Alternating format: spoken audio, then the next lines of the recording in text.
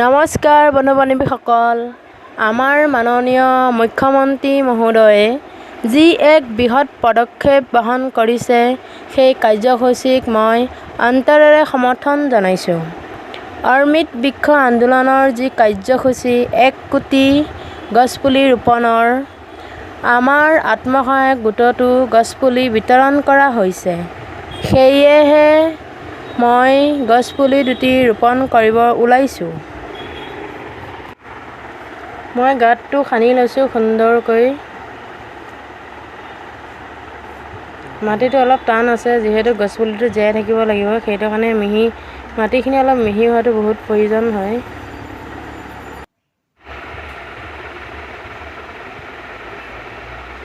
মই গাঁতটোত গছপুলিটো সুন্দৰকৈ বহাই দিছোঁ।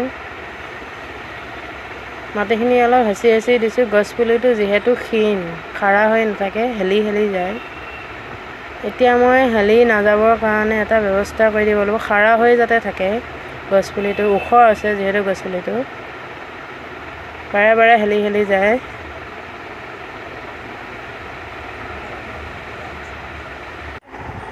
গছপুলি ৰুব লাগে। গছ জীয়াই থাকিলেহে আমিও জীয়াই থাকিম। গছৰ পৰা আমি অক্সিজেন পাওঁ। আমি এৰি দিয়া গেছ গছে লয়, গছৰ পৰা আমি অক্সিজেন পাওঁ। আমি প্ৰত্যেকেই জন্মদিনত একোটাকৈ গছপুলি ৰোৱাটো বহুত ইম্পৰ্টেণ্ট। আমাৰ নিজৰ শিশুটিহঁতকো এটি গছপুলি ৰোৱাব শিকাব লাগে।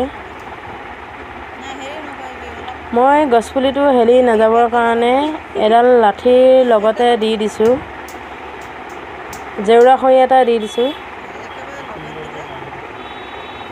সুন্দৰভাৱে খাৰা হৈ থাকিবৰ কাৰণে। আৰু ৰছী এডাল দি ধুনীয়াকৈ বান্ধি দিছোঁ, যাতে গছপুলিটো হেলি নাযায়, বৰষুণেই আহক বা বতাহেই আহক, পৰি নাযায়, থিয় হৈ থাকে। সেইবাবে মই বান্ধি কৰি দিছোঁ।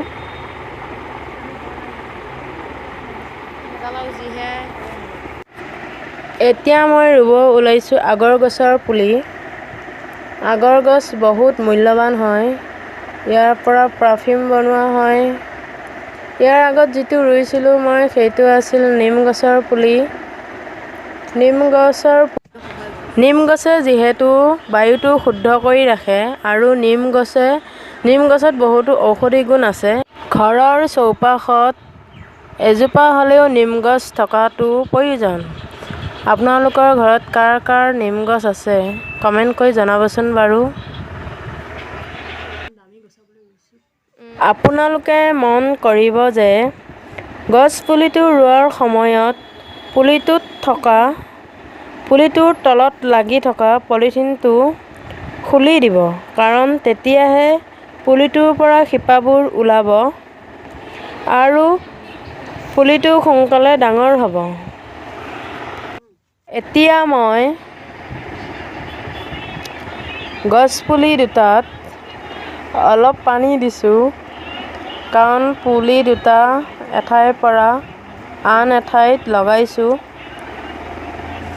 পুলি দুটা যাতে মৰি নাযায়, সেইবাবে মই সুন্দৰকৈ অলপকৈ পানী দিছোঁ। বন্ধু বান্ধৱীসকল, অমৃত বৃক্ষ ৰোপণত গছপুলি ৰুইছেনে বাৰু? যদি ৰুইছে, কি গছপুলি ৰুইছে পাৰিলে কমেণ্ট কৰি জনাবচোন বাৰু। বন্ধু বান্ধৱীসকল, মোৰ চেনেলটো যিহেতু নতুন, আপোনালোকে সহায় সহযোগ কৰিব লাগিব চেনেলটো আগুৱাই যাবলৈ। সেয়েহে আপোনালোকে মোৰ চেনেলটো ছাবস্ক্ৰাইব কৰিব, লাইক, কমেণ্ট আৰু শ্বেয়াৰ কৰিবলৈ নাপাহৰিব।